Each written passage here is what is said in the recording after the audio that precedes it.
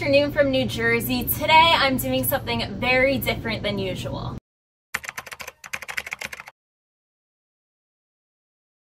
I live in my Toyota RAV4 full-time, and 6 months ago when I moved into my car, my setup was extremely simple. I just put a twin mattress topper behind my driver's seat and a huge bin of clothes behind my passenger seat. I brought a few other things as well, but overall it only took like 20 minutes to move in. Yesterday when I got back home, I completely emptied my car, so now there's absolutely nothing in it. It is time for some car upgrades, so that means everything that's in here is coming out. This brings me back to the days when I was moving in here.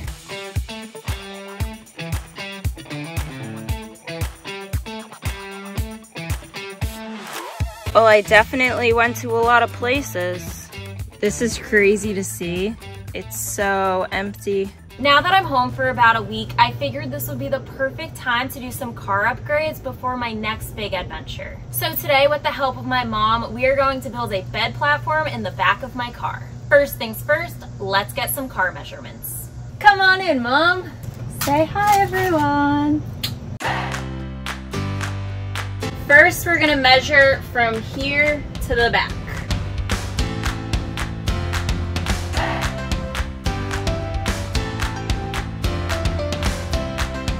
We just finished taking the measurements, so my mom just had a great idea. She just grabbed some leftover cardboard that we had, and we're gonna make a template using the cardboard and see if it fits.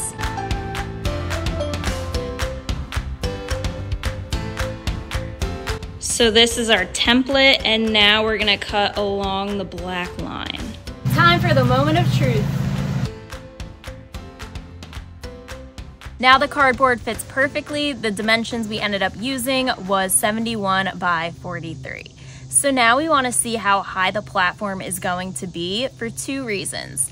One, I wanna be able to sit up without my head completely touching the top, but also now all of my storage is gonna be underneath the platform, so I need enough room on the top as well as the bottom.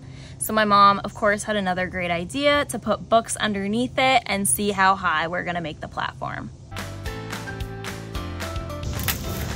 feel like I'm gonna break this. You can break it, that's the whole idea. You're hitting the top. Yeah, but it's good enough. I don't mind. We decided the platform would be raised 9 inches. Since I'm home for a short amount of time, I want to see everyone before I leave, so my friend Kat is coming over right now, and then my mom and I are going to start and finish, hopefully, the build tomorrow. See you tomorrow. Good morning, everyone, and welcome to day 2. New day, but same outfit. Today, my mom and I are going to go to Home Depot to buy all the materials and start our builds.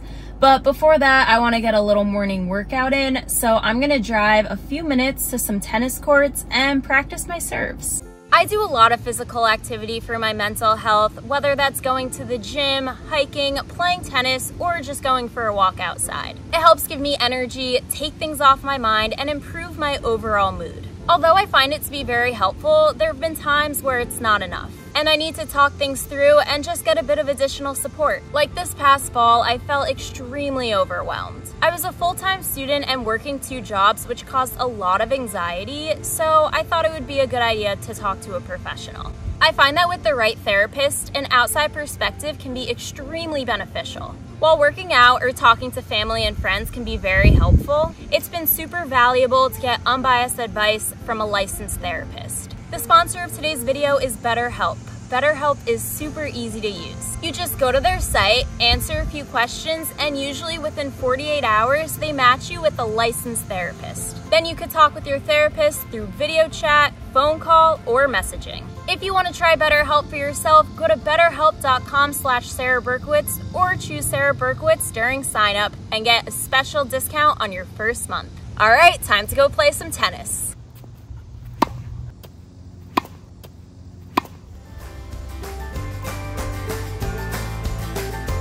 All right, we're gonna go get our materials now. You ready? I'm ready.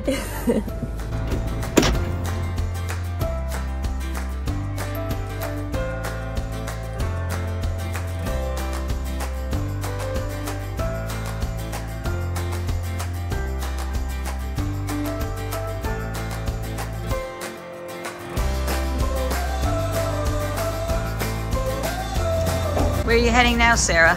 That way. Or? 2x4s. Okie dokie.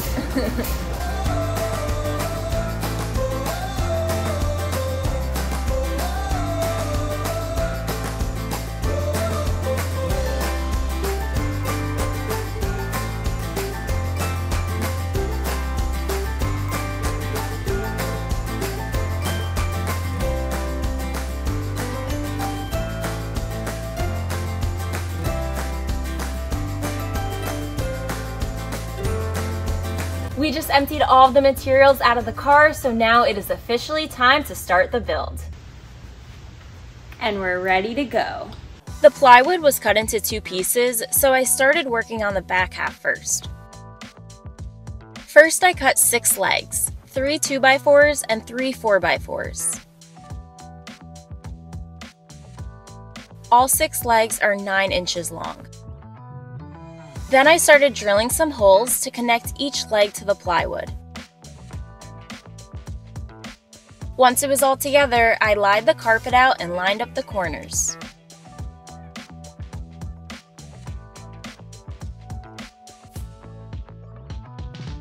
Using a razor, I cut the carpet and then used double-sided tape to secure the carpet on top of the plywood. I repeated the carpet process for the second half of the plywood. Then I cut 2 2x4s with a length of 18.5 inches and drilled 2 holes on the top of each of them. Now, don't be fooled, I did not do all of this on my own. I had help from my stepdad behind the scenes. That was a long day of building, so I'm gonna go take a shower, and tomorrow I'm gonna give you a full tour of my car. Welcome back to day 3, the third and final day. I'm going to show you guys what the platform looks like, and then I'm going to put it in my car. Let's start with the back part of the platform. This is 43 by 33 inches. The front has 3 2x4s and the back has 3 4x4s. As you can see, the back platform is super easy to get in the car. Each of these 4x4s has 2 holes, and that is because that is how we're going to connect the back to the front platform, and I'll show you that in a minute. The reason why we cut it into 2 pieces is because underneath this is where the spare tire is. So in case I ever get a flat and need to get to that spare tire, I can easily just take this out instead of having to worry about taking the entire thing out as one. The back half of the platform is pretty simple. All 6 legs are 9 inches long because the back is completely flat. The front gets a little more complicated, so let me show you that now. Now this is the front half of the platform. The dimensions are 43 by 38.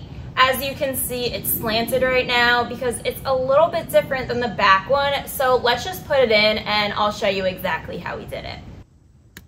In order to set this up, first thing we're gonna do is put 2 18.5 inch pieces of wood in the front. Just like these pieces back here, they both have 2 holes. Now I put it on top of the other one and I'm gonna slide it to the front. Ugh, not strong enough. Just kidding, it's pretty light. All right, now we drilled 6 holes in the back and 4 in the front.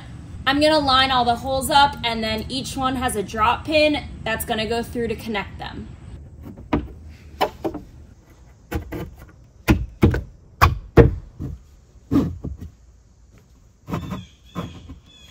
And that is the whole platform.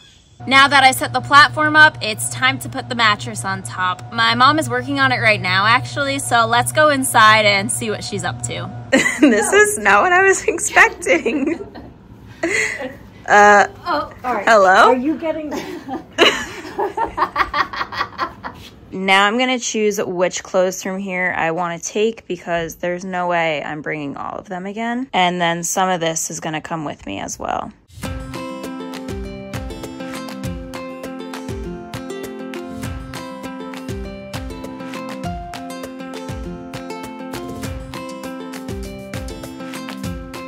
All right, everything is in the car, so now it's time for an updated tour. Let's start with the front.